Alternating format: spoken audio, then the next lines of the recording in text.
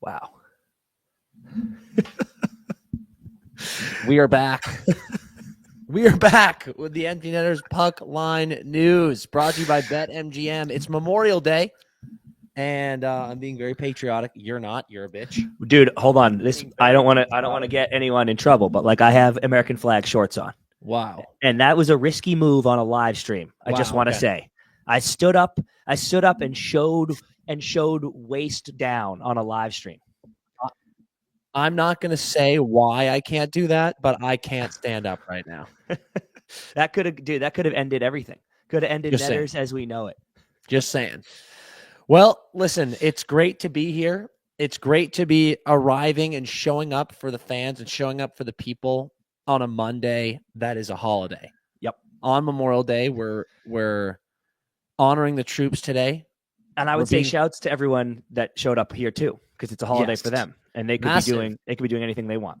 Massive shout out to the chat, to everyone who's here showing up on this holiday to get in and talk about some hockey. Get your daily fix from the Empty Netters. A lot of people upset from various fan bases over the weekend. I will say, man, we'll get into all these games in a second, and maybe I'll wait for the Stars Oilers section. But I'll tell you what, pal, we had one Dallas Stars fan who was in our DMs sending us voice notes, and Alice and I were driving around yesterday, and I was just playing these voice notes on full volume in the car, and this man was fucking screaming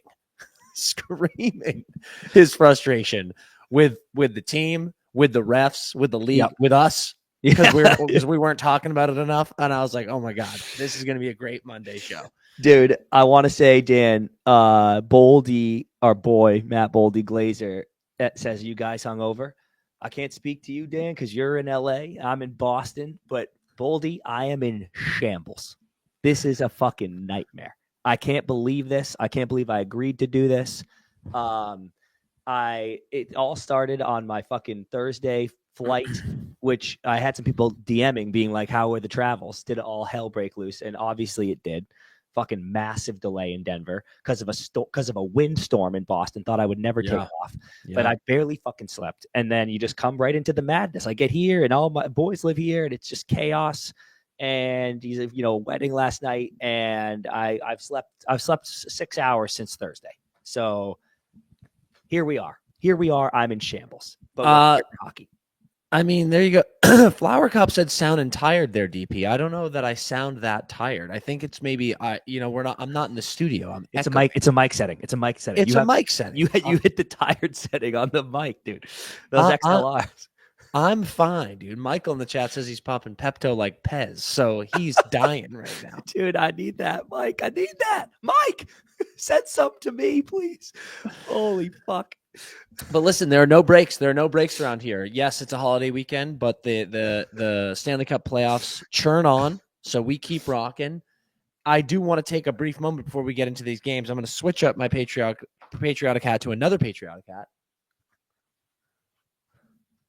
Oh, that is gas. The fuck did you get that? We're going to talk about Team USA. First gold medal in the World Championship since 1933. 92 years. I don't even know how that happened. I don't know how that wasn't talked about more. Same. But the boys showed up. Casual 25 save shutout from Jeremy Swayman. OT winner from Tage Thompson. And Team USA, on the eve of Memorial Day, wins a gold medal in the World Championship. That is just beautiful stuff. Absolutely beautiful. Dude, you know why? And I think we'll dig into this even more on the pod that we will record tonight. But they brought the Gaudreau jersey out, which was so sick. Incredible. And the fact that it was Zach, the fact that it was Werenski who ran down, no hesitation. The first thought was like, I'm going to get that jersey. So sick. And here's why I love our boy Will Smith. Dude, Smitty's texting us after the semi game because we're just chatting, being like, go get it, dude. And Smitty goes, first time, dude, we got to get it done. First time in 91 years. And I'm like, well, it is 92, but I love you. And just like, I love, Close. I love how Smitty, dude. He's like, he's so dialed, but not quite. But like, he's so dialed, but didn't quite know. He is. Listen, math is hard. Math is hard, Smitty. I It's get hard it. as shit. Dude. He's here to score goals, not math. You know. I and will that's say that. fine. Oh, wow. Always on it. Boldy Glazer. I just pops in the chat. I was about to say this. Zeev Boyum has 4 gold medals now. Yeah, sick like stat, dude. Of the course kid he is knew just that. an absolute machine, pumping in gold. So, Dude, you know what I did see? And this is kind of like a dumb qualifier because I don't think Four Nations was a joke at all. But I saw this quote that was like, Four Nations only had 4 teams. And again, I don't know why that should have mattered. That should have made it easier. But it was like men's worlds, women's worlds, men's world juniors. The 3 internationals that had everybody. USA won everything. yeah. You know, and then obviously second in Four Nations. But I was like, yo, dude, it's coming. It's coming. It's our game. It really is, man. We're taking over. But we can get into. I do want to shout out Denmark, by the way. Getting as far as Denmark did, I think they had 1 NHL player on their roster. Yeah. Oh, did they? Nice. Yeah. Oh, yeah. Tom. Yeah. Good shit, Thomas. But great matchup. Huge accomplishment for USA. Everything counts, man. It's like a trophy's a trophy, a medal's a medal, and that's a world championship gold medal. Awesome for a lot of those boys. You know, a lot of those guys who had been knocked out, they went and joined. You saw William Nylander go join Team Sweden, and a lot of those USA boys who just wanted to play some more hockey. I think it sometimes it gets taken for granted. Guys could easily just go, no, I'm enjoying my summer. And a lot of these dudes pack their bag and they go, no, I'm going overseas and I'm going to play more hockey. I'm going to represent Team USA, and they pull in a gold. That's absolutely money. That's why you got to rep. Yeah. That's why you got to Come on. Let's talk some playoffs. Yep. Starting with Cats Canes, folks. Cats Canes, game 3 over the weekend. What do you know? Another tough result for the Carolina Hurricanes. Florida goes up 3-0. We are on the eve of another sweep tonight. How are you feeling, CP? My first reaction to that game, and I think we all felt that it was headed that way. You know, Carolina is good enough to win, and it's like they could win in Florida. I wasn't like, this is over for sure, even though we were all trending that way. My initial reaction to start that game was absolutely insane to bench Freddie. It was such easy hindsight, whatever. An interesting decision. I literally cannot fathom that benching. I'm dead ass, dude. He has given up 10 goals, right, in 2 games. So I'm not being like, it's fucking dialed. He's been incredible, but he has been incredible all playoffs up until this series.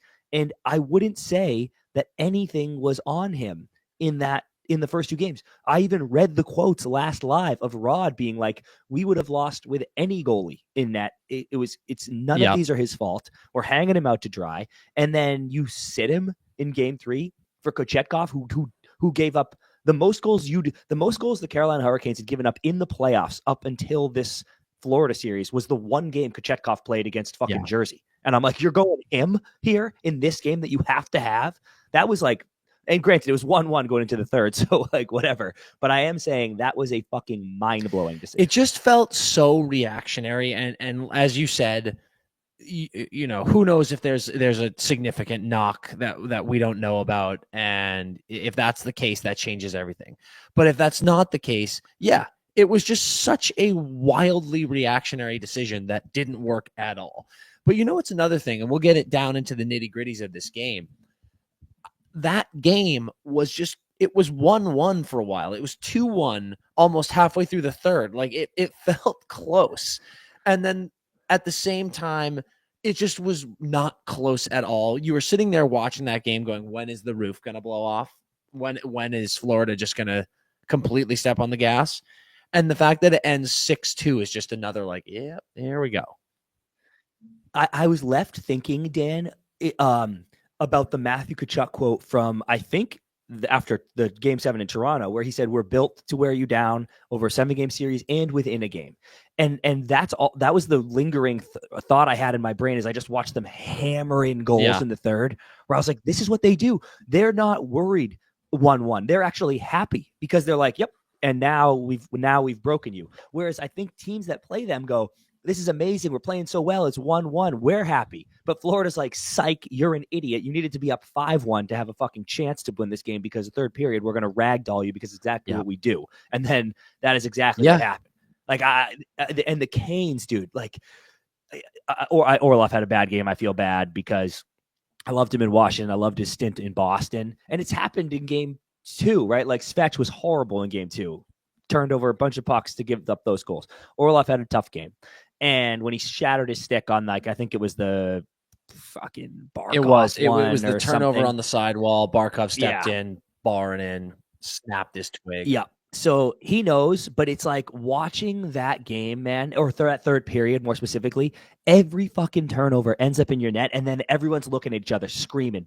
Gosta Spear, Martinook barking at each other, everybody yelling at people. And it's like what Osh said the other day. It's just, they are coming apart at the fucking seams, and you want to be surprised. This isn't even a knock at Carolina. You want to be surprised, but the Panthers fans and Panthers players are going, this is exactly what we expected to happen. Here comes our third period attack, and you're not equipped to handle it. Yeah, it's it feels like it's over. All of those breakdowns, just, I agree with you, felt so, I mean, shit, man. It feels like the whole game, I couldn't believe, shout out Piotr and the Canes. I can't believe that first period didn't get out of hand. It was like at the drop of the puck, Florida was all over them. There was that Verhaeghe shot that was a paddle save and out. Tkachuk had a couple of good chances. Bennett had a few good chances out front. And it felt like this was just absolute toast.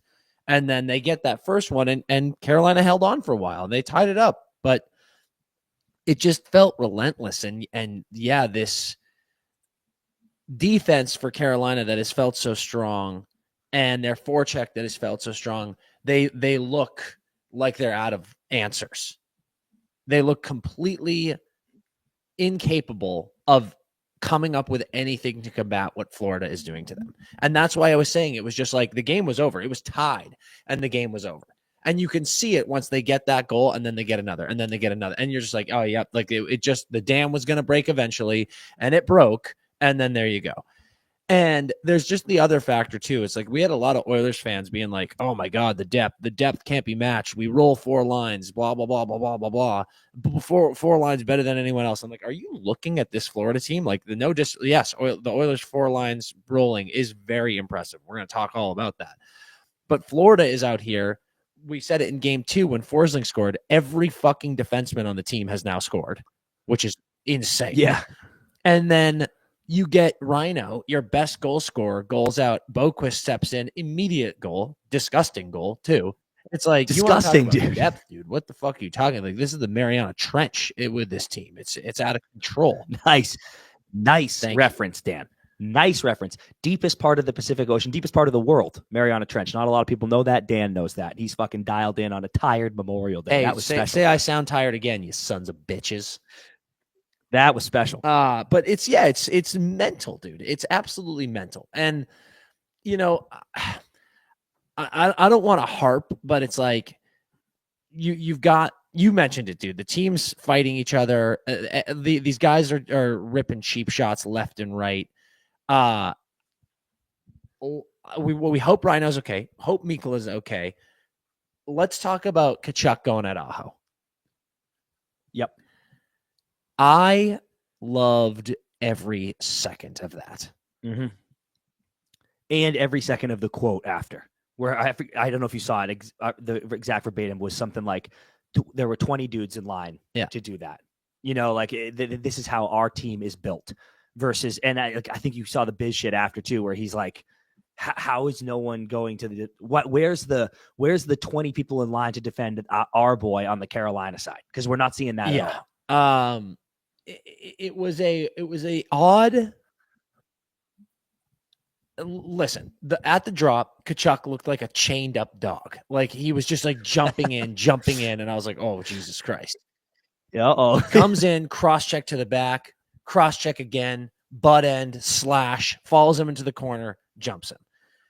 And there, I would hear the argument. I feel like some Canes fans on Biz's comments, Canes fans would be like, well, dude, it was a fight. It was like a 1v1. Like you don't want to be third man in. You don't want to. And I'm with Biz completely. I'm like, no, like you have to, when someone looks like a zombie from fucking The Last of Us chasing after somebody, you got to do something. You have to answer in a way. And then, yeah, the way Kachuk was just like going like this, tapping his head, and he's like, I'm in your head, dude. Like we are owning you. It feels like that is what's going on. And I have just been very surprised with the response from the Canes team and frankly their whole fan base, and that this is not a shot at the fan base. Going into this, right? After round 1, they were the favorites to win the cup. They were the favorites to win the cup. People forget that. After round 1, after round 2, they were the favorites to win the cup.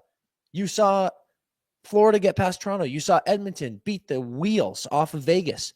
Carolina was still the favorite to win the cup. And now here we are. The narrative was no one believes in us. Everyone discounts us. They don't care. Oh, you beat this team, you beat that team. Doesn't matter. You guys aren't that good. You're not that strong. Blah. Everyone was rubbing that in everyone's face. They're going, keep not believing in us. Keep thinking we're not tough. Keep thinking we can't break you down. And now here we are, about to possibly get swept again. And the excuses, man. I'm just seeing too many excuses. This team was supposed to be in a rebuilding phase. We weren't even supposed to make the playoffs. This team doesn't have elite goal scoring. We don't have all-stars on the roster. The excuses that have been dumped in the truckload ever since going down 3-0 is nauseating to me. It's like, take your medicine. Take your medicine. You were saying that you were going to show this Florida Panthers team something that they had never seen. You were going to frustrate them more than anyone has been able to do all playoffs. And now you're getting dog walked and again, and the excuses are everywhere. And it leads into, I was a little toasty and I was a little reactionary. I'll admit it.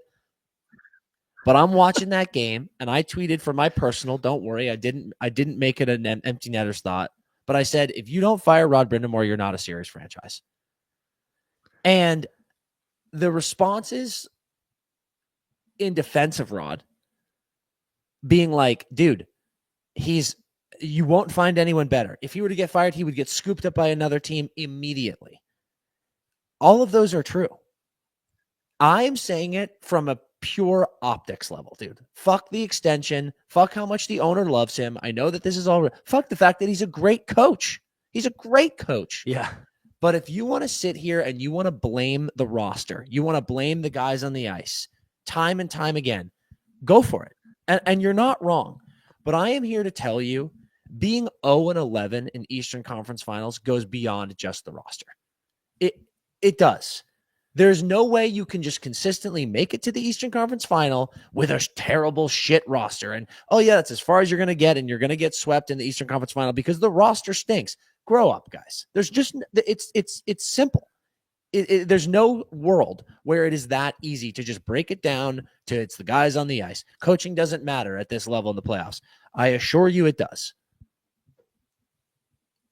Dude, it's a tricky one for me, man, because you talk about the Canes, to go back to your first point, the Canes, the hype train is a real thing. Okay. And I'm guilty of it. Canes fans were guilty of it this year. So I don't blame anyone for ignoring some of the deficiencies that they thought and now going, fuck, we don't actually have some guy. Like, right. Like, that's a real thing that can happen. But the criticism I will give myself and a lot of Canes fans is the narrative wasn't so much like we do have elite goal scoring or we do have the best goalie. They were kind of admitting what the team was, but they just said there's a chip on our shoulder this year in the way there wasn't before. That's why we're different. We have something to prove. Keep fucking doubting us. Watch what we do with you. And for a while, it looked like they were doing that. And not just because they have an easy path. They did have an easy path, but they ragdolled those teams on the way. You know what I'm saying? It wasn't like they beat Jersey in 7 and then Washington in 7 and we're going, well, whatever, that was an easy path. They fucking rinsed them in gentlemen's sweeps. And it never felt close, right? So that's why you were like, well, we are a little different this year. I was just going to say to the chat keeps saying 0-15, and guys, chat, Rod is 0-11 as a head coach. The Canes are 0-15 in their last Eastern Conference Finals game since the Cup. Yes, but Rod as a coach is 0-11. I'm fucking sharp today, dude. Well, careful, chat. Careful. Yeah. Bang. There's the lower third everyone wants. And dude, what sucks is what I won't allow to be walked back. I will allow to be walked back. Our roster is a little worse than these other teams. We don't quite have the goaltending. We don't quite have the elite talent. I'm okay with Canes fans being like, fuck, my bad. What I will not accept the apologies for, and again, I did this too, is we are different this year. It's a new Canes. And now going, well, we weren't different, and I didn't know that. I'm okay with that. I'm okay with people. It's like learning new information. I always say to UCP, there's nothing I fucking hate more, and I shouldn't even admit this because now people will know it gets under my skin. There's nothing I hate more than when you make a statement reacting to what's going on, and then people go, "This take aged like milk," and I'm like, dude, that phrase is for a prediction. Like if I were to go like this, Vegas Golden Knights are looking amazing in this game. They're going to win the Stanley Cup.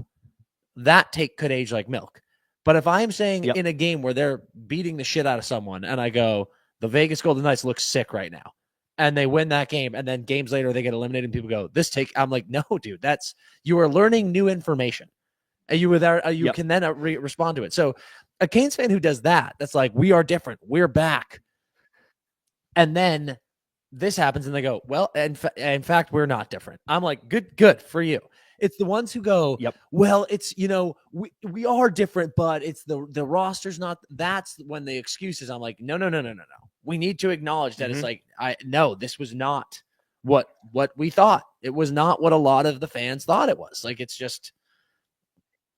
So I was going to ask to now address your second point from before about Rod, about our dear leader, our Supreme Chancellor. Dear leader Rod? Dude, I was going to say, is he coaching for his job? And then we had this discussion last live. I think nothing changes perspective-wise unless they literally get to game 7. If they push it all the way to 7, fine, there's a new outlook on this series. But 4, 5, or 6 is the same bullshit. 4 is obviously horrifically bad because it's just like the narrative of the triple of the 3-burger sweep, dude, is insane. But even if it's 6, this is a clown show. Unfortunately, and I know you're like, he's going to get fired. You're not a serious organization if you don't fire him. Here's one problem for you and everyone in the chat, and Mike and Laura. He is supreme leader. You do not fire. You do, it's not about do not fire. You cannot fire supreme leader. You can't fire him. He would have to literally. He fires you. He fires you, dude. You want to try to fire him? You're fired. He is supreme leader for a reason. He is in charge. He makes the decisions. He is going fucking nowhere, dude. Nowhere. This is his team, and he decides what to do with it. And Dan, I would give him all the credit in the world if he literally fired himself. If he went like this, I'm stepping down, and I am knighting a new supreme leader to run the Carolina Hurricanes. That I will accept, but that's the only way this is happening. Period. Even if they lose game 4, 10-0. He will go, I'll see you in October. You're right. And the thing that I find, I will echo that. Rod is going nowhere. Everything I'm saying, I stand by, I believe in, but he is going nowhere. Rod will not get fired. Even if they get swept, he will not get fired. The reason I say it, and the reason I tweeted that, is because it's the same thing as the Leafs, man. You look at the Leafs, right? The last 4 years, 5 years, the core 4. People go, oh my God, you got to blow up the core 4. And people go, absolutely not. Are you insane? These guys are so talented. They're some of the best players in the world. What are you talking about? To that, I now say, and we'll see, but you are now staring down the barrel of losing Marner and John Tavares for free. For free. They're just with no wins, with one or I guess 2 first-round wins. They pulled over on the side of the road, and there was a big field, and they opened the door and they said, "Go, you're free now. Just go, run out, run to LA, be free, run to Vegas." And they got nothing back for it. That's what they're about to see. So when people go, "Why would you trade them?" That's why, guys. This is hold on. Dan, oh yeah, go real quick. Yeah. Just an elite comment from Melissa. Even if Rod gets fired, he'll say he didn't get fired. He'll go, this looked like so a firing. True, Melissa. Yeah. If Rod gets fired, he'll go like this. I mean, I know it seems like I got fired, but I don't think I did. And people go, "Oh, shit." Oh, okay. Apparently not. That's awesome. But with the Leafs, you let those guys go for free now. And the definition of insanity, right? We talk about it all the time. Doing the same thing, expecting a different result. I don't think Rod is a bad coach. I think he's a fantastic coach. But it's 3 in a row. If they get swept 3 in a row, and it's one of those things, right? You just keep Rod around. And you go back to the Eastern Conference Finals and you go, it'll be different this time. It'll be different. And what if you lose game 1? What if next year Rod gets to the Eastern Conference Finals and loses game 1? You go, "Oh my God." Fuck. And then he loses game 2. Like, what are you doing? To me, it's not a better coach. It's a different coach that maybe you need. I wonder, Dan, if he should have, like, they sat Freddie in game 3 erroneously. I wonder if he should have sat himself. Like, what if he was like, "I'm sitting out game 3. Bench coach. I don't know who their assistant coach is. You take the wheel. See what happens." Sits himself. He's not firing himself. He's watching from the press box, but I think maybe scratching the head coach should become more of a thing just for one game. Just to maybe it's a Billy Bean thing. Like he can't be in the ballpark. Yeah, right, dude. I think if Rod had sat himself for game 3, they might have won. A football coach? I know that there are tons of coordinators in football who watch from the press box. Wasn't there a head coach who like legitimately wasn't on the sidelines in something? I don't know. That would be gas. If Rod like watched from an iPad in the locker room with an earpiece in. Yeah. He could talk at intermission. He can be there. But I'm just thinking, like, you sit yourself down, send a message to the boys. We're mixing it up. We're trying everything. Maybe it's me. That would have been, dude, he might need to sit game 4. It's wild, man. I don't like harping on Rod because I know we're doing it for comedic purposes, but I think my biggest thing is this is just wild. It's absolutely insane, the timing, and I don't really know what to say about it. And frankly, if you are Rod Brindamore, you know you're a good coach, you know you have a good group, and it's just wild that this shit keeps happening. So I don't know what you need to do. There's definite roster changes that need to happen, but again, the series isn't over. And we've seen crazy shit. Last year in the final, Florida was up 3-0, and it went to game 7. So who knows? We'll see. But just everything about these games feels so over to me. And we haven't seen Carolina be able to have a response in the slightest, and that is crazy. So here was his quote after, Dan. Just bad decision making. And the 4 rookies in the lineup can't be some of your better players. Like, that can't happen. There's a couple guys in there that I don't think came to play the way we needed to in this time of year. It can't be Jordan Staal and Jordan Martinook being our best players. That can't always be that way, and they are every night. So we needed some more out of some guys. First of all, another absolute ricochet. That dude, like, which is true. It's a true sentence. So, like, it's not, I don't blame him, but just so tough. He's like, Martinook can't be our best player. And I'm like, yeah. And it's also, it's such a brutal ricochet shot at Jordan Martin. It's like, dude, I'm pretty good. Jesus Christ. But it's the infighting. It's what you're saying. Like, on the bench, they're kind of going at it. Even this stuff too. In the press conferences, you're just saying things that are like, dude, give the guys a break. Fucking Jesus Christ.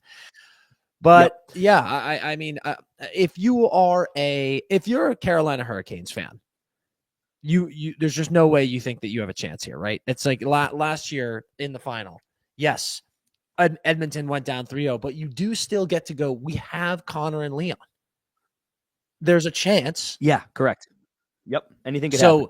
with this Carolina team, I think what we're seeing, it's like this team isn't going to do it. You might get one, you might win game 4, you might win game 5, but there's no planet where this Florida team is losing 4 straight to you. There's absolutely no planet. So that's that. I weirdly think that like the Canes players need to win tonight. Yeah.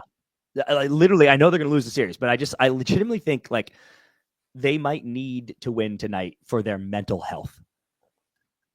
You know, like maybe the another sweep would inspire them to have the hardest training summer of their lives. Maybe that could be just what they needed. But I don't know. I just think literally for the mental block, the mental wall that is being built in their domes right now, they might need to just win game 4 to be like, okay, Christ, like now we don't have to listen to this forever that we got swept again. Yeah.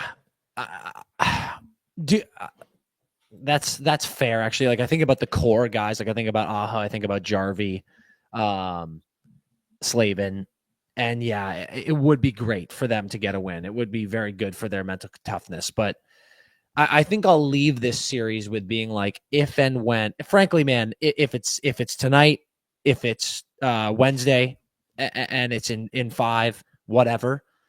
This is just like, you have to go into this offseason being like, we can't keep doing this. We can't go back to, you know, like, let's see, run it back with this group. Maybe you make one addition here and there, and you're like, yeah, we'll get back to the Eastern Conference Final and probably get shit pumped by somebody. It's like, you cannot do this. Like, you would rather, and I actually think Canes fans would agree with this, and Canes fans in the chat, but chime in, because I'm very curious.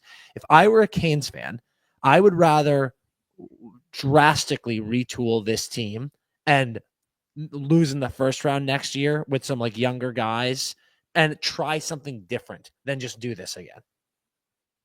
Yeah, probably true. And I think, I think Melissa put in the chat, did they rule out Mikola and Greer? I haven't checked the injury. I don't think they've been ruled out yet. I think it's like I think it's a, you know, one of those situations where we're just waiting to see. Yeah, because I know, and like Reiner looked fine. I don't know if you saw him in that clip in the locker room pregame game 3, but I know he didn't play. But he doesn't look like he's not in like a knee brace. You know, he was like popping around the locker room in his flip flops. So I think those guys, all 3, whether they play tonight or not, are going to be okay moving forward, which is great for Florida. Yeah, okay. Melissa says they did. And so, and then also, you know, Lore, EJ, Michael, all Canes fans are being like, they agree they would rather try something different, to my point. And I think it's smart, dude. It's like, this is just not it. It's not. Yeah. So all 3 of those guys are out tonight. And Florida, I mean, my God, you said earlier, Dan, the depth. It's not just Florida's depth. It's like their scratched player depth. Like they literally have a whole nother line that could just play. So you borderline care, but this is your shot. Carolina, you got 3 starters out. Go win a fucking game so you can look at yourself in the mirror in the summer. Because if they miss all those guys and then you still get bagged, it's a total nightmare, CP. It's like, it's beyond nightmare. Are you worried? I made a joke a while ago that I was like, the Panthers swept and then lost the cup and then had a good series and won the cup. So you got to throw a game here. You can't sweep. But are you legit worried? I'm legit worried that the Panthers aren't getting enough resistance in this series to stay sharp enough for the final. And like, no disrespect, but I'm like, this is a clown show. Dude, this is preseason hockey. I hear you. So you're now going to lose the cup because you got to figure it out. If they weren't so dialed and body bagging, I would think maybe I'd be like, ooh, but they look so good. And again, it's like they've got. But you're not playing like pressure tight hockey with 5 minutes left, OT games. You're not getting that. That's a muscle, dude. Bro, I think they need to Russia, dude, not at 4 Nations, not at Worlds. I think they call the Soviets and scrimmage them in the off days. Can you imagine if Florida was scrimmaging the Soviets in between games? That'd be crazy. Dude, I think that might be what they need. They need to get Russia, get Putin on the phone, dude. He would love a game. No one's giving him a game. Legitimately, we talk about all the time. It's like teams don't really practice that much during the playoffs. It's like you're playing every other day. I think that this Florida team would honestly rather just sweep tonight so they can start practicing against each other. rather than Each like, other. I would get more intense hockey if we were practicing against each other. Go Russia, dude. You think Ovi wouldn't come play, dude? He's pissed off. Call the Soviets. Florida should be scrimmaging when they win tonight. They better have the Soviets on the ice fucking tomorrow to get ready for fucking the Oilers. You know, like this is the answer, dude. Get the fucking Soviets here, and then you'll be ready to go. Iron sharpens iron, Dan. That's what they need. It's a fact. Let's pop it over to the next series, CP. Let's get into Stars Oilers. We had a wild game one of the best third periods you'll ever see from Dallas. They go up 1-0. Then Stuart Skinner. Unbelievable. Yep. Oilers are up 2-1 in the series, but let's talk about game two because we've got two games to discuss here. We had the game on Friday and we had the game yesterday on Sunday night or Sunday day. And it looks like the inevitable Oilers are well and back, folks, and they are going straight to the Cup, and we are getting a nice rematch of last year's Cup final. But in game two, we've got a lot to get into. But the one thing I want to start with, CP, we can break down that game, everything that happened. But I feel like I need to discuss. There's a 3-0 win for Edmonton. When I mentioned the Dallas fans screaming, literally sending voice notes, screaming. At one point, he goes like this: "You guys should be embarrassed. You guys should be embarrassed that you haven't talked about this yet." And I very calmly replied, and I was like, "We haven't had a podcast come out yet. Talked about an episode." Let's discuss the Darnell Nurse slash to the foot of Rupe Hintz that has put Rupe Hintz in a walking boot and knocked him out of the series for now. Yep. I curious what you want to say. Dude, I am appalled that was not a 5-minute misconduct. And that he hasn't been. I don't necessarily know that I need a suspension, but how was that not a fine? That was an egregious slash to the top of the foot. Like, it's exactly what Nurse was trying to do. Everyone knows it in hockey. People have talked about it. Chris Pronger talked about it. He was like, "I did that to guys. That was intentionally done to break his foot," and I think he did. And I am just like, how do you not 5-minute that guy? And that was brutal, dude. That was like a turning point in the game, and it just sucks. And now it sucks because you have DeBoer making comments, and now that's like Edmonton and Edmonton fans, rightfully so, smartly, are using that as bulletin board. Like, they're like, "Oh, DeBoer bitching." But DeBoer's right. Like, his comments were so correct. He was like, "Do you think if Connor McDavid got slashed on top of the foot and carried off the ice and left in a walking boot, we wouldn't see a suspension, a fine, or a 5-minute? Like, give me a fucking break." And he's right. He's totally right.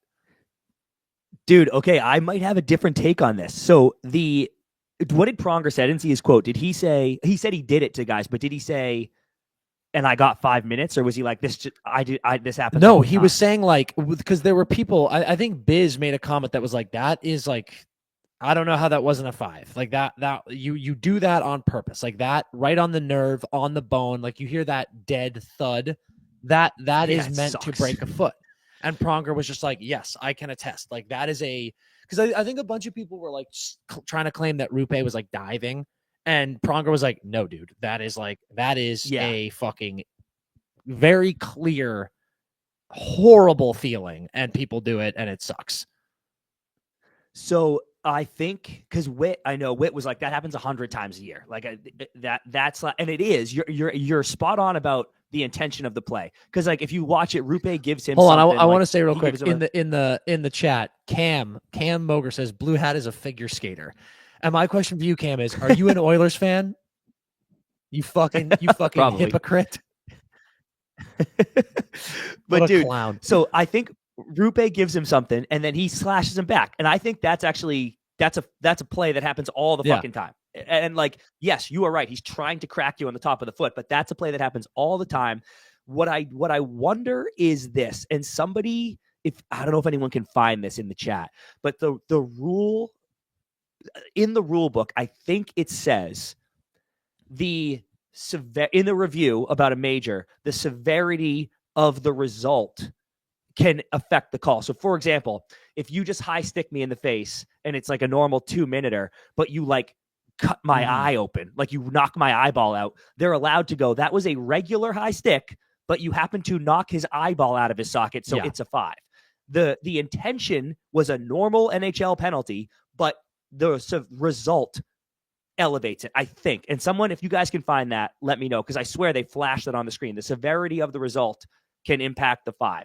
So with that in mind, in real time, I thought it would get elevated to a 5 because of the severity. I do not think at all that it was a 5-minute major worthy action, in my opinion. I just thought that was a slash on the foot, happens all the fucking time, 2-minute minor. And then you could go, well, he actually shattered his foot, so it's a 5 because of the result. Now, if I have that rule wrong, if anybody can find it, if that's not in the rule, I take it back. I think I saw that. If that's true, I would have elevated it to a 5 for the severity. That's it. Because I do think the slash was a regular 2-minute minor. And anyone saying like, bro, that was a fucking malicious play, fuck him. I'm like, dude, he slashed him in the foot on purpose because that's what fucking happens in hockey in front of the net. And again, it's like I said, I don't want a suspension. Like I want people to acknowledge what happened. And like, yeah. So this Tyler says, and I don't know if this is verbatim, if we copied this, but it says a major penalty at the discretion of the referee based on the severity of the contact shall be imposed on a player who slashes an opponent. When injury occurs, a major penalty must be assessed. So in my mind, I was like, that's like verbatim what happened, where it was a regular minor penalty action. You shattered his foot. You will receive a major because of said shattered foot. So like, okay, like I was like, that should have been a 5. But dude, I didn't want a sussy. Neither did you. No, I think you said, but I didn't want a sussy or a fine. Now, here's the other thing. You might be right. I can't tell. You might have convinced me. But where I was slightly disagreed with you is I don't know that they call it differently if it was McDavid. I don't think they do. And I think you do. And DeBoer obviously does. But I was like, dude, I think they would have just been like the same thing. They would have been like, that was a slash, 2 minutes. Because I don't think he gets a favorable whistle, honestly. He draws a lot of penalties because he's a mutant. But like, I don't think Connor's, I don't think I'm often like, oh, wow, they only called that trip because it was Connor. No, do you feel that way? I think it's such a talking point. And in fact, I think a lot of, by the way, I'm trying to find that Pronger tweet because someone was like, that's not what Pronger said. And I'm pretty sure it's like exactly what Pronger said. And again, I don't know if that got misconstrued. I didn't say Pronger was saying that should be a suspension or a fine. I'm saying Pronger was like, that is a slash to the top of the foot on the nerve and the bone that hurts like a motherfucker. And I used to do it to players and to hurt them. And I don't mean like break their foot, but to like make you feel it. And that's what Nurse was doing too. So I agree with you there. That's what I was saying. Pronger said, if that got misconstrued, chat or whoever said that, my bad. But at the same time, that's exactly what I said. I don't think Connor gets calls differently. Like, I don't think that he gets preferential treatment. I don't believe in any of that bullshit. Anyone who bitches about, Teddy just said in the chat, Pronger said 2 minutes all day. Exactly. Like it's a penalty. Yeah. I don't think he gets preferential treatment at all. I don't like that shit. I don't buy that shit when people complain about refs. You know my take on complaining about refs. I think it's a fucking clown show. The other thing I'll say that's obnoxious that some Oilers fans say is that Connor is like Rob Gronkowski. Like he gets no whistles. He's got people hanging all over him all game long and he never gets a call. That's bullshit too. It's like, I don't think that that's true in the fucking slightest. The one thing I do agree with DeBoer on is if Connor McDavid in this series got his foot broken on a slash, there would be more chat about it. No doubt about it. Yeah. I think I do hear that. Do you think if Miro slashed Connor's foot and broke it, do you think Miro would have been suspended? No, for a game. No. Yeah. Okay. I don't.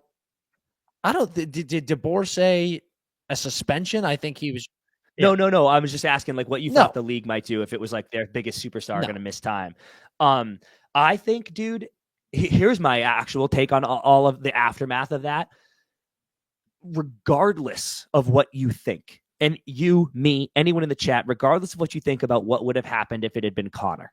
right? If you think it would have been the same rule, if you think it would have been a 5, if you think it would have been a sus, I cannot have DeBoer saying that in the post game. Personally, I am just like, bro.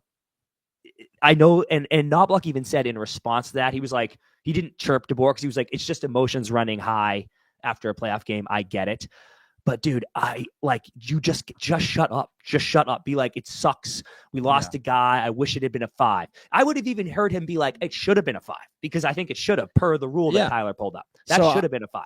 So I wish DeBoer had gone. That should have been a 5. Could have changed the whole game. We feel hard done by, but I just can't have you saying that about McDavid in a fucking series that you're going to lose. So I said now. it's bulletin board material, and I said CP, or I got it here. Pronger said I can attest.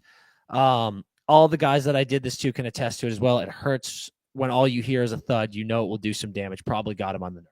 Exactly what I said. Like he's like, yep, that is like I did that. It hurts. It injures people, and it fucking sucks. So that's like you know what you're doing. That's all it is. You know what you're doing. The one thing that sucks, and like I think Biz's comment, which I thought was very, very good and smart, was it's not a hockey play. Those are the tough ones. It's like, and again, dude, we don't need to spend more time on this, but it does suck. Like one of your best players is knocked out of the playoffs now, and it wasn't a hockey play. I wonder, do you think it's broken or was it the nerve? Definitely broken. Yeah, it's interesting though because it can't be that bad because it's it's bad. You have a broken foot, but it's like he skated that morning and it just like hurt too much. I think it's a pain. I think they're like your foot's broken. It's a pain management thing. So if you can go, then go. So I don't think he's like done. I mean, he might be if this goes 5, which it might. But no, it's a huge factor. I mean, it's your fucking first line center. It's a fucking massive swing. Yeah. So, I mean, we'll transition from that in saying that, like, yeah, it's just, it's tough. You got Darnold, also ricochet shot by you to say if Miro Heiskanen / Connor McDavid, comparing him to Nurse. That is just tough sledding, dude. Well, I was a compliment to Nurse. It was a compliment to Nurse. I was saying that's how good you are, sir, and I respect your game. But yeah, I mean that is a brutal break, no pun intended. You lose Rupe Hintz for Game 3, and we'll see beyond. But we get into Game 3. Brutal loss at home. You let Stuart Skinner get a fucking shutout. Again, it's like no disrespect to Stuart Skinner, but it's what we always talk about. It's like this guy is Jekyll and Hyde, and you just can't let him feel hot because he will get a fucking shutout. He will. Yep. And you let that happen. Now you come to this game. Let's talk about the fucking penalty at the beginning of Game 3. Yeah, what was that one? The delay a game that was just like an absolute botched call. Oh yeah, like Christ. Brutal, and then the immediate as in the no call, and then the immediately ensuing Oilers goal. And I actually thought Game 2, the Granny took a penalty in the first period that the Oilers scored on to go up 1-0. One of the softest calls you will ever see. The play on stage. Yeah, so I tweeted immediately. I was like, that is soft as shit. And what's funny is the announcers who are told do not ever, they were like, that is a soft call. And then immediately after the period, ESPN had the game. Mess was like, that is awful. Like that's Mark Messier. Yeah. Stanley Cup winning Oiler. He was like, that is awful. Yeah. Like you cannot call that. Yeah. But we're not bitching about the refs. I'm saying all this to credit the Oilers. Dude, an inch, a centimeter of life, and they just fucking jump all over you. And it's incredible. The thing is, like, you can complain about it all you want, the missed calls, the bad calls, but at the end of the day, dude, it happens. It's hockey. You have to fucking respond. You have to go, shit call, kill the penalty. Dallas, you've got the best penalty kill in the fucking world. Kill the penalty, go down and score. And you get down in that game 2-0. Looks like you might be dead, but whatever. It might be Game 1. And in that second period, you start on the PK, then trip on Draisaitl. As clean as a trip as exists by Steele. It was just like a tough one. He got his stick between his skates. Now you're on a 5-on-3 for a minute. And what does Dallas do? They buckle down. They show how good their PK is. They kill it. And they're all over this team. all over. That's the most dominant period of playoff hockey I have literally ever seen. Shots that was absolutely shots insane. were 21-7, dude. Like they were the chances were like 10. They were 1. It was like 10 they were for 1. pounding them. And I was like, dude, this is great action. Like this team, I was just so impressed with the response. I was like, well done, Dallas. Like you're not going to let yourself die. You're coming back. 21 fucking shots in a period, dude. They were all outrageous, dude. We've seen 21 shots in games these playoffs. Like that's like the average shots all for the game. Over them. And they're playing great hockey. They're buzzing around, and then boom, they get a great Stuart Skinner standing on his head. But then they get a great one in. Yeah. They sneak a goal in. It's 2-1 now. 2-1 now. It looks like you're back. You've shaken off all the bullshit, the slashes, the bad calls, the missed calls, whatever. You're like, okay, we're not letting this bullshit get in our head anymore. You make that game a 1-goal game, and you're killing them. And then what do you do, dude? With 6 seconds left or something like that, they go, let's fall asleep at the wheel and make a stupid mistake with Connor fucking McDavid on the ice. Mikko Rantanen, Jason Robertson on the sidewall. Such an easy chance to chip the puck out, do whatever. They're lazy. They're swinging their sticks. And Connor McDavid, who has also been out there for a minute and a fucking half, still busting his ass. Still gas. Keeps that puck in, steps in, decent shot, goal. You are now dead. You are so dead, bro. No one has ever been more dead than you. Oh, dude, he's so good. It's so good. sick. And like, that fucking kill shot at the end of that period, to quote Ham Sandwich, who just said that, like, dude, that was toast. Like 30 seconds left in the second. You made it a 1-goal game. You're all over this team. You give Connor McDavid a fraction, and he kills you. And then, like that, blink. Third period starts. Goal. It's now 6-1. Like, you are fucking so dead. And again, it wasn't a shutout, but after that, you just lose any momentum you had. And now Stu Skinner locks back in, and Stu has like a fucking 30-something save performance, 1-goal game. It's like, dude, fuck me. And Andy just said blaming 6-1 on the refs is questionable. Exactly right, Andy. Like, agree. Dude, you lose a game 6-1, that ain't the refs, pal. Like, that is self-inflicted wounds and letting this team continue to dominate, which the Edmonton Oilers are. The Edmonton Oilers in that game looked better than they have all playoffs, in my opinion. And that is terrifying. It's terrifying for Dallas, and it's terrifying for Florida, frankly. Okay, interesting. So, all right, I mean, I have so much to say about this. I'll start with this bullet point. The Stars played bad in game 1.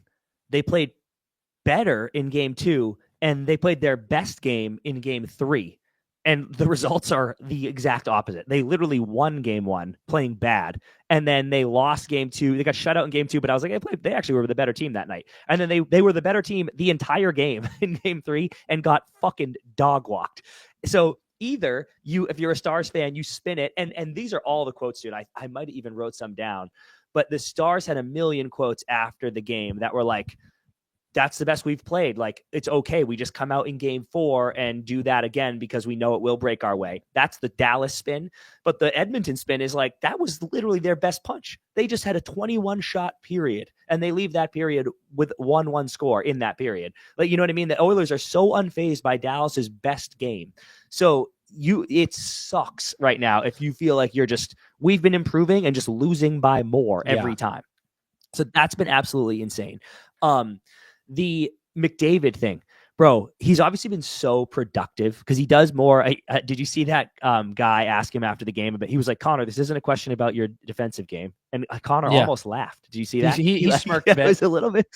I was like, oh. Careful, Connor. Stay dialed, Connor. If you're that. I can't have him laughing. I can't have him laughing, dude. Stay fucking locked in. I'm telling you, dude, if Connor McDavid starts laughing, they're going to give him the cup right now. He doesn't need to be locked in. No. He is the most locked. He was born locked in. He was born in the dark. Yeah. He doesn't need it. But I don't want any cracks, dude. He can laugh after they win, dude. He can laugh when they're dumping beer down his fucking head out of the Stanley Cup. Right now, dude, if I see his teeth again, we're fucked, dude. Stay dialed, Connor.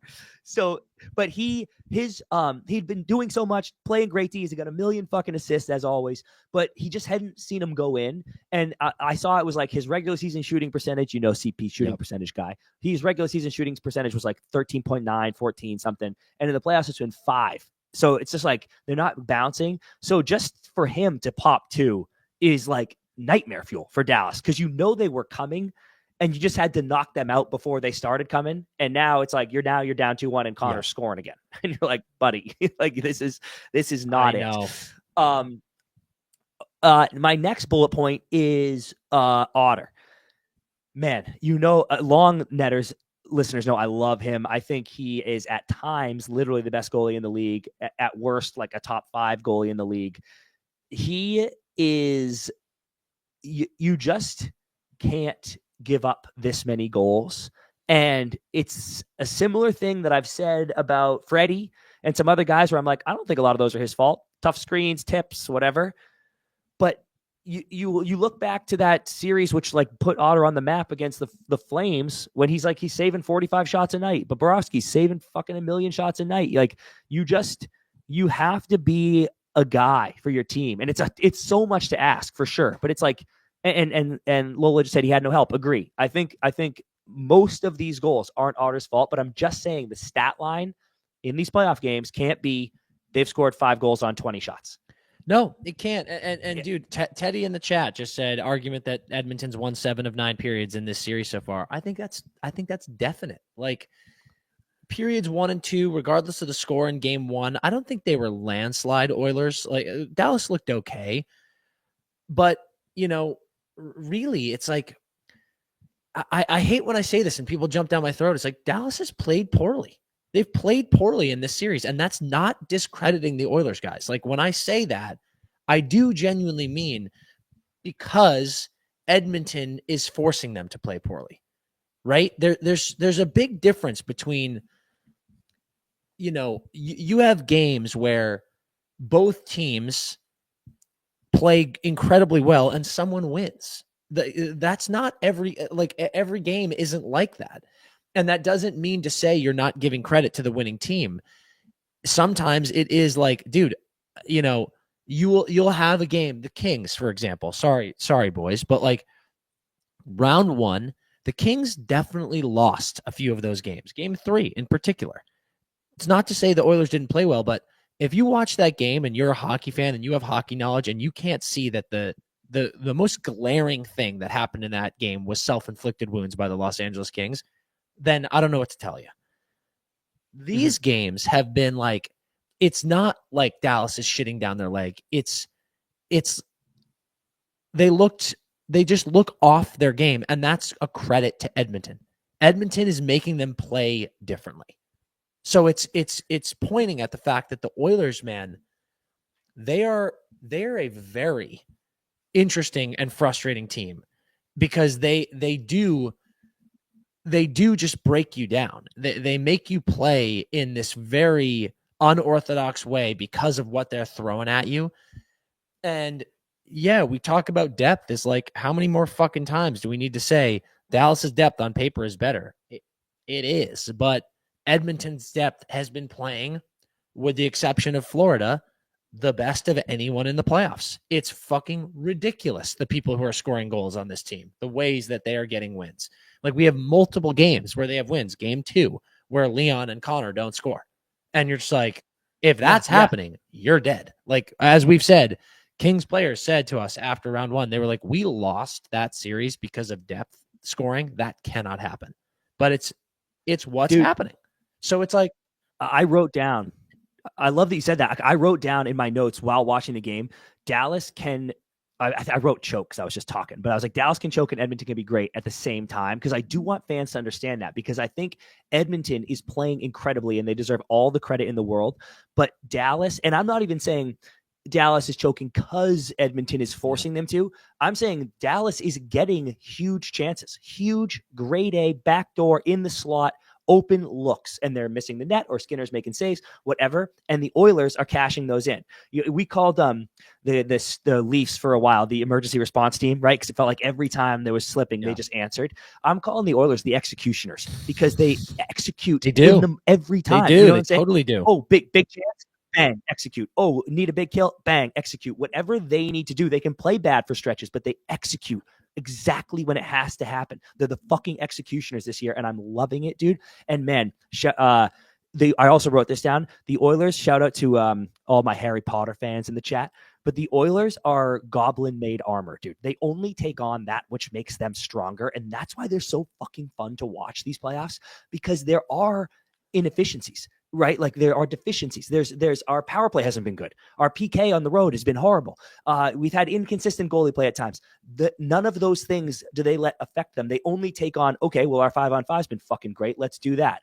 Our power play at home has been great. Let's do that. Whatever can help them, they ride. Oh, scoring from 4 lines, boom, let's ride that. They have found ways to win beyond just it's the Connor and Leon show.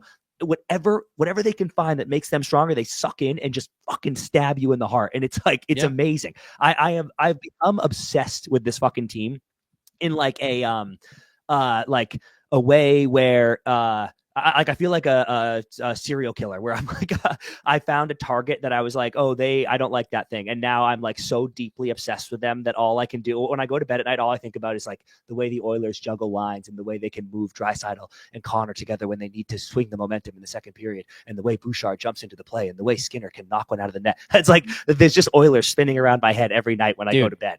They are goblin made armor, dude. They are fucking executioners, and it's incredible. Legitimately, first of all, fantastic goblin made armor reference. The chat loved it. That was really, really good. I'm proud of you for that. I love you. I'm a big, you know me, dude. I got Potter shit everywhere. The difference every night. I am currently living a double life. We say Stu Skinner is Dr. Jekyll and Mr. Hyde. So am I, because every night we have a different game on. And when I pop on the Panthers Hurricanes game, I'm just having fun. I'm like, this is so awesome. I love watching these two teams play. Florida's buzzing. I'm on the Cats bandwagon, as you know, and like, it's great. I turn on these games and I'm a shell of myself. I'm absolutely miserable when I turn on Oilers Stars games because I feel like I'm watching a brain puzzle that I can't solve, and I'm locked in a room. I feel like 11 in early days Stranger Things, hooked up to all of these machines while they're just like doing tests on my brain to see if my powers will react. Because dude, you have a bloody nose. I literally get a bloody nose every time I watch this series. Like, I sit there and my nose just starts bleeding while I'm watching these teams play because it is insane. And it's like last game. I know these are always confusing. Like, this one doesn't really make sense, but they released the cumulative expected goals chart from last game.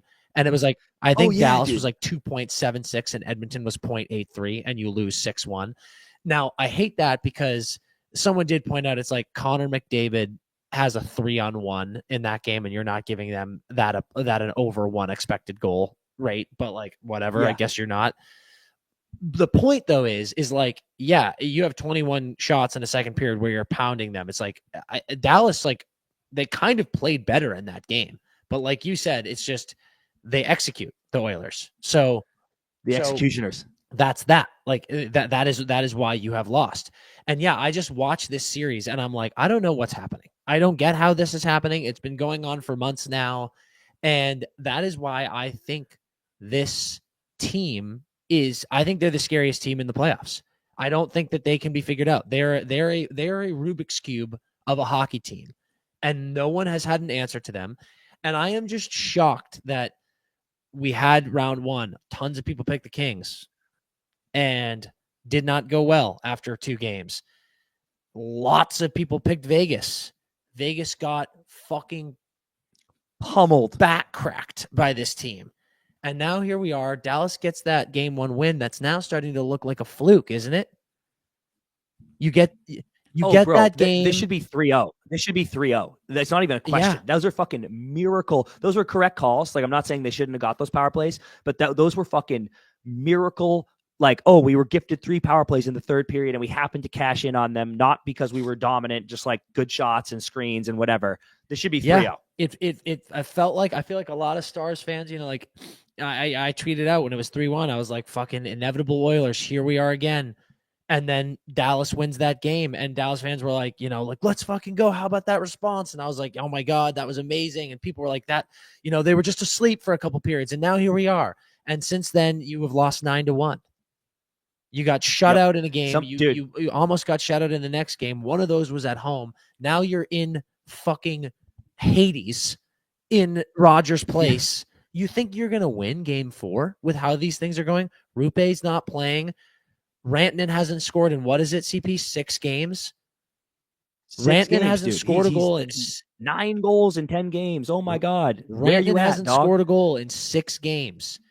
Jason Robertson continues to he got credit for that goal, sure, but Robo is not doing fuck all in this game. And missing big chances. Dude, like he's getting wide open nets. I'm like, and buddy. I do think it's I think he's hurt.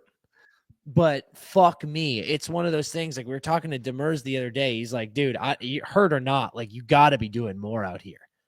And it's like, you said it in our notes, CP. It's like, are we in a place now where it's like Dallas, we're about to ban Dallas from the playoffs? You wanted this matchup? You really wanted this, Stars? You were begging for the Oilers? You wanted retribution from last year? This looks fucking terrible.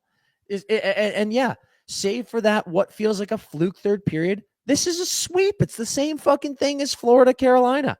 I can't believe how much the turntables have turned, to quote Michael Scott. It's like, this is it's looking like a fucking beatdown, an absolute beatdown. I have something to say about Dallas, but I want to go back real quick to your earlier point and some stuff in the chat. Lola and Amber both saying Oilers learned from last year. They're fueled by the Stanley Cup final game 7 last year. Could not agree more. I was thinking, here comes my another pop culture reference, but I was like, I could hear that Defying Gravity song in Wicked. Something has changed within me.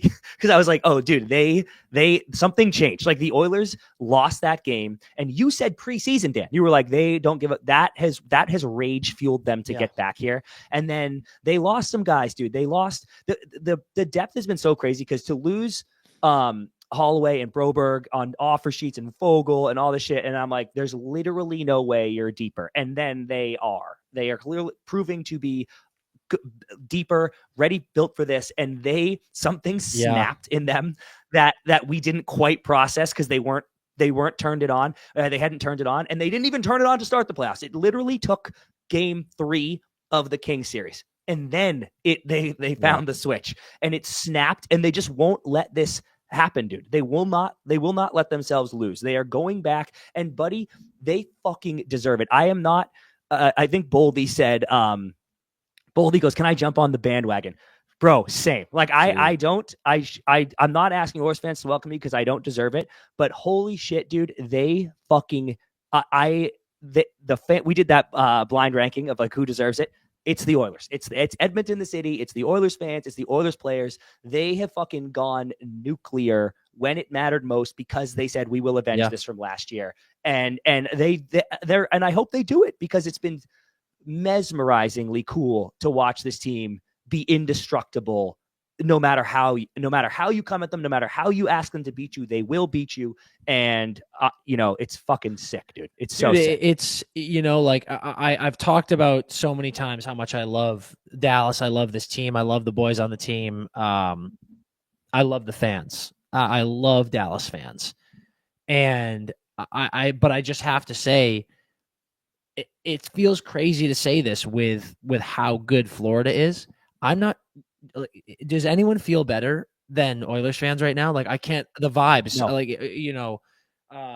the people in Edmonton right now at Rogers last night, like, I don't think vibes could be better than for any team. It's Florida, obviously you're cruising, but I do think you look at Carolina as a little bit of like a, to your point, we're not staying sharp against this fucking team. Like, this is just crazy. Like, this is semantics. We got to just get out of here. You've got Rhino out, maybe Mikkola out. It's like all these guys are possibly are hurt. You don't know. Like if you're Edmonton, yeah, Connor Brown left the game. Hope he's okay. But like McDavid's awake all of a sudden. Leon's kind of awake all of a sudden. It looks like you're not even fucking trying against this Dallas team. And so many people thought this is going 7. It's going the distance. It's 2-1 in the series. And we're talking about it like it's over. And I hate to say it, it's over. This is over. Well, this is what I wanted to add about Dallas, Dan, when you were talking about like how they've their playoff history, right? So I found this quote, and it says, this was just in the in like an ESPN article or something. Okay, it says in the first round against the Colorado Avalanche, DeBoer told the players no one had picked them to win because of injuries to Miro Heiskanen and forward Jason Robinson. He told them outsiders didn't show enough respect to the guys who were in the room. It created an underdog attitude, even though the Stars finished 5th in the NHL in the regular season, the Avalanche 8th, and Dallas won in 7 games. DeBoer is 9-0 in Game 7s, blah blah blah. And then in the series against Winnipeg, same deal, like going up against the best team in the league. DeBoer had another comment about like, we're going up against the Vezina winner, all this shit. I think, Dan, after Game 4 of the Winnipeg series, when Dallas went up 3-1, they lost that attitude, because I actually think they played this so perfectly with the chip on our shoulder underdog thing. Nobody believes in us. You know how powerful that is in pro sports. Everyone picking the Avs, everybody, okay, because of the injuries, but everybody picking the Avs, everybody picking, or not everybody, but people picking Winnipeg because of Hellebuck. Dallas was able to be like, fuck the world. We are nasty. We've been to 2 straight Western finals, 3 out of the last 4, and we're getting disrespected like this. And DeBoer had the room fired up like that. Once they went up 3-1 against Winnipeg, Dallas being like, here's where you guys should come for the final. Up 3-1 in round 2. Here, dude, come to this barbecue place. It's sick. This is awesome. I can't wait to see you guys here for Stanley Cup, Victory Plaza, all this shit. Dallas, somewhere along the line, completely lost the thread of, we got to earn this. We are the dogs. Because that was really getting them to play their best hockey, to we're rolling, and I'm like, we're already in the Cup final. And now you're getting fucking kicked in the dick by Edmonton. And maybe this game was enough to like recapture that attitude. But man, they lost that big time. They got ahead of their ski. In my opinion, they got ahead of their skis huge after Game 4 against Winnipeg. And like the cockiness is killing them right now. Yeah, I mean, I agree. It's they look a little petulant. You know, we said it after Game 2, Carolina. They look a little petulant. I love DeBoer, but some of the comments, some of the things that are going on, it looks like a team that's frustrated that doesn't have answers. And I'm seeing in the chat people being like, like Otter's got to steal a game. Respectfully, dude, this isn't where you should be, Dallas. You shouldn't be saying we need Otter to steal games. If you believe what you are, you should be beating this team. Like, where is Rantanen? Where is Robertson? Frankly, Heiskanen's back, dude. Where is Heiskanen? He's got 1 goal. You need Wyatt Johnston to not be a fucking -18 in this series, like in the playoffs. Like, where are these guys? So I don't know. Like the some people in the chat saying, they think it's going 6. Sure, maybe it is, but like this is over. This series is over. Edmonton is. They are going into what I said about the fans. Like, is there anyone who feels better? Someone asked in the chat, are they favorites against the Cats? I will say we now have 3 straight series of teams that simply cannot handle this Edmonton team or figure them out. I don't know how they're not favorites. Now, obviously, Florida beat them last year, and Florida is the most perfect playoff team I've ever seen. They're the most perfectly constructed team. They're the greatest unit that has ever existed. We'll see. But no one can figure out this Oilers team. And that is, to me, fucking ride the train. And bro, I have another announcement to make too. I have never experienced a 180 makes it sound like I was full of hate, and I wasn't, so it's not a 180. Put it this way, no player in the history of the National Hockey League has ever won me over harder than who I'm about to say. And I was a Sid guy when it was Sid Ovi in the start, right? I was anti-Ovi because I was like, I want my guy to be the best. But then Ovi's just become so sick that you're like that's an example of a player that you just change your opinion of over the years. Stuart Skinner is my favorite player in the entire league. And it's because I'm serious, dude. I love this guy. I'm obsessed with this guy now. He's a beatboxing madman. His ability to take, if you're a goalie in the National Hockey League, be a goldfish, right? You need the short memory. Everybody would say that. His ability to take the adversity that he's dealt with and not just go, doesn't matter, I still believe in myself, because that's what everybody says. But here's the thing. You do have self-doubt because you are a human being. There's no such thing as just going, oh, I just forget about the games I give up 1,000 goals and I just go believe in myself. Incorrect, dude. That's in your head. The ability for him to compartmentalize what he's gone through this playoff and last playoff. And everybody last year going, the only reason the Oilers didn't quite get it done is because Stuart Skinner couldn't make the big saves. Dude, he doesn't give a rat's. He shows up and he's fucking centered. Dude, he's centered in the net. He's centered up here. He's dialed in everywhere and just is the next puck. All that matters to this guy is the next puck. Bro, he's from Edmonton. I was looking him up. I'm obsessed with him. He's my favorite player. He's from Edmonton, grew up an Oilers fan. Ryan Nugent-Hopkins is his favorite player. Now he's saving pucks for him so they can get himself a cup. Bro, he is the ninth. He has 9 siblings, or there's 8 siblings. There's 9 of them. He's the youngest of 9. They all have a name that starts with S in the whole family. And they're about to add a 10th S, Stanley, because he's going to lift that motherfucker at the end of the season because he's the sickest dude in the league. I love him. I'll take a bullet for him now and his mustache. This guy, I've never seen a goalie just go like this. Don't care. Feed me the next puck. Don't give a shit what happened 5 seconds ago. I'm the boy. I love Stuart Skinner, dude. He's the fucking man.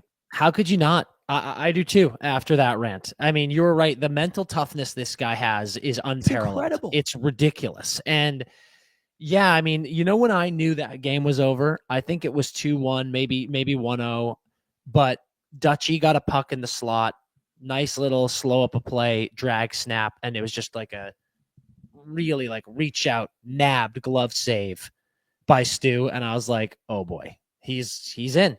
So I think Stu got hot, got locked at the right time, and that's that. That's all she wrote. He could do anything, dude. He should summit Everest after he wins the Stanley Cup because he can do that. And then he should swim to the bottom there on a trench because he can do that. Stuart Skinner can do anything. And I will watch him do it. I'll pay money to watch him do whatever he wants to do. He's the fucking man. I'm very happy to see this turn for me, pal. It's incredible, dude. Stuff. You have I love when an athlete gives you no choice but to put your respect on him because man, I know he is a dog. I am with you. Well, listen, we've been buzzing for a while here. This has been great breakdowns of these series. We got a game tonight, Florida, Carolina. We'll see if the sweep can continue. Get your brooms out, I think. Before we go, as we said, Memorial Day, we want to honor the troops. Shout out to the troops who give us this day to remember and be proud to be Americans. And I just wanted to take a quick second to speed round. Let's just talk about some stuff we love about America. Dan texted me and he was like, dude, what do you think are the most American things? What do you think of the most American things going? And actually, Canadians in the chat, I want to hear what your perception of the most American things going. I wrote some down, Dan. Do you have some? Or yeah. These aren't necessarily my favorite things. I really love calling out American things. Yeah. Okay. Say one. Oh, okay. Yeah, I'll go first. All right. Well, the first one's kind of boring, but I wrote bald eagle because I just think it's like you know that's so American. Flip them. Like I don't think bald eagles should be more prevalent in the country. Bald eagles, yeah. So bald eagles are sick. Bald eagles are sick. One that I thought of. I think joining run clubs is super American. Like that's just like happening, and like people are always talking about their run club. That's really good. Yeah, it's a really American thing. Like it's cool that you can just be in a city and join a run club. Yep. Love that. Someone Kyle put grillin' and beers, and I love that because I had wrote down grillin', but specifically grillin' when you get like 50 burgers just in case, but there's only 4 people coming over. Like literally, there's 4 of you, and you're like, I don't know, just grab a bunch of meat, and then like 4 people eat 1 burger each, and then you're like, I just put that in the fridge. I put the 46 other burgers in the fridge. That's very American. On that train, I think coolers of beer are super American. Yeah. I don't think I've seen a cooler of beer anywhere else in my life. And it's like, listen, there are things, don't get me wrong. Like I've seen beers in stuff in other countries, but like cooler, maybe it's coolers. Coolers are really American. Coolers. Dude, you see also, them at barbecues, you see them at tailgates. Like coolers are very American. Justin in the chat says, can you all start using actual bald eagles noises though? Still using hawk noises? That is a fact. Most people don't know that. Every time you hear that bald eagle caw, that's a hawk. Who said that? Justin in the chat. Hey, bald eagles sound weird as hell. Hey, Justin, shut up, dude. Shh, yeah. Justin, don't let people know that. Shut up. Also, it's very American to be able to use other bird noises as a bald eagle. That's super American. Yep, agree. Here's a controversial one, Dan. The moon. Super American, dude. I legitimately think, and this is a toxic thought, but when I think about the moon, I literally think that we own it, which is completely bullshit and unfair. It's the world's moon, but like we went there and stuffed the flag in it. So like the moon is American and it roots for USA hockey, and that's all I have to say about that. We JFK said we choose the moon. Like that's sorry. Yeah, dude. I'm sorry. That's ours. Another one that is not ours, but I'm claiming is fireworks. I think I looked it up. They were invented in China, but I'm like, no, Americans shoot off fireworks on the 4th of July, and that's all. We will have those too. Yeah. I milk substitutes is super American. I don't think you're finding in many other countries how many substitutes for milk we have in this country. Alice just said elevator chats. I think she means chatting in an elevator. No, just people being silent in elevators. Who talks in an elevator? People talking in elevators. That's pretty American. And also elevators are big in America. Yep.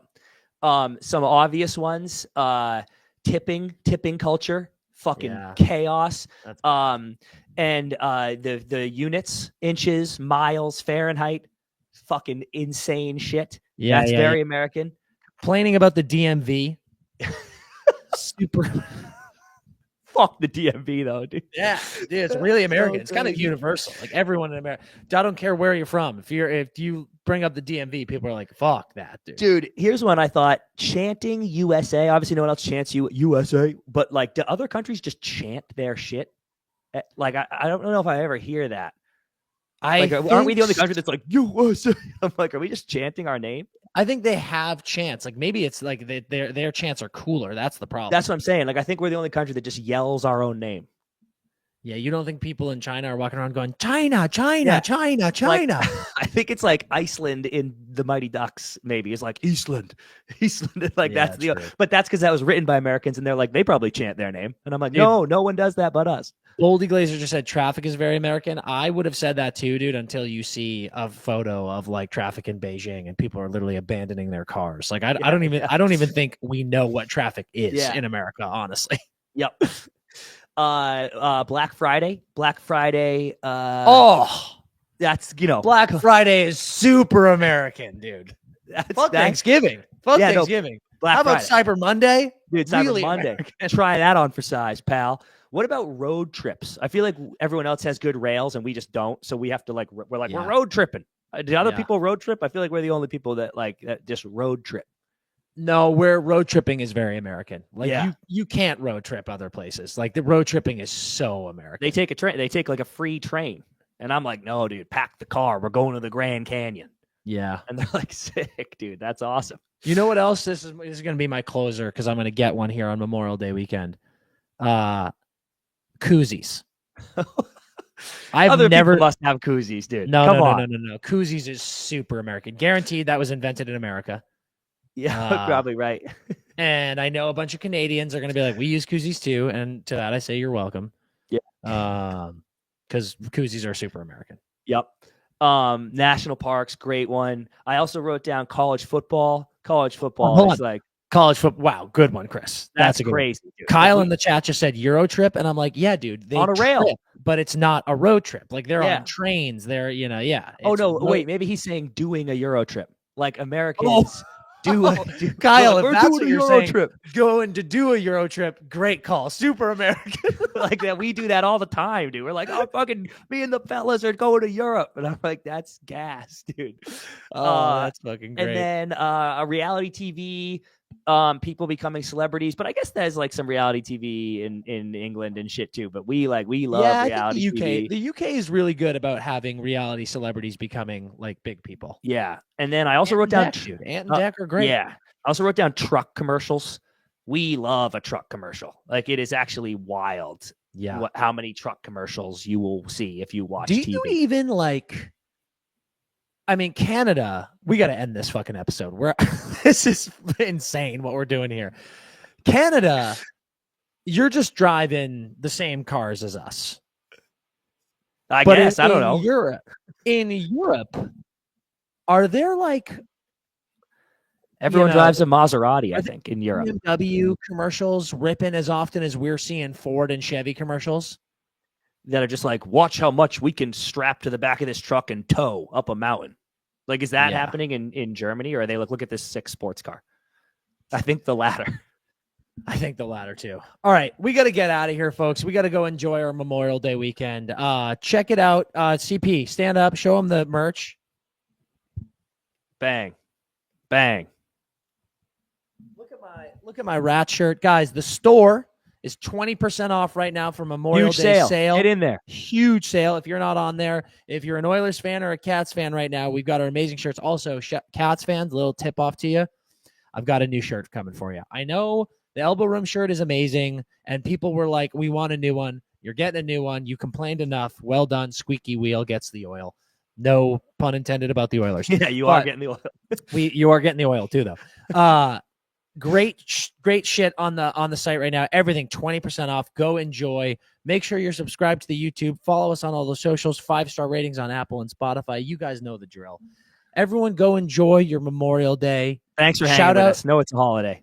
Yes. Really appreciate everyone joining on a holiday. Unbelievable stuff. Shout out Team USA winning gold at Worlds. That's amazing. All those boys. We tried to get a couple of them to join, but I think they are they're still drunk. I think they're enjoying themselves a little bit. Yeah. But we got some great stuff coming for you this week. Again, enjoy the holiday. We love you all. We will see you next time. And CP, tell them what to do on this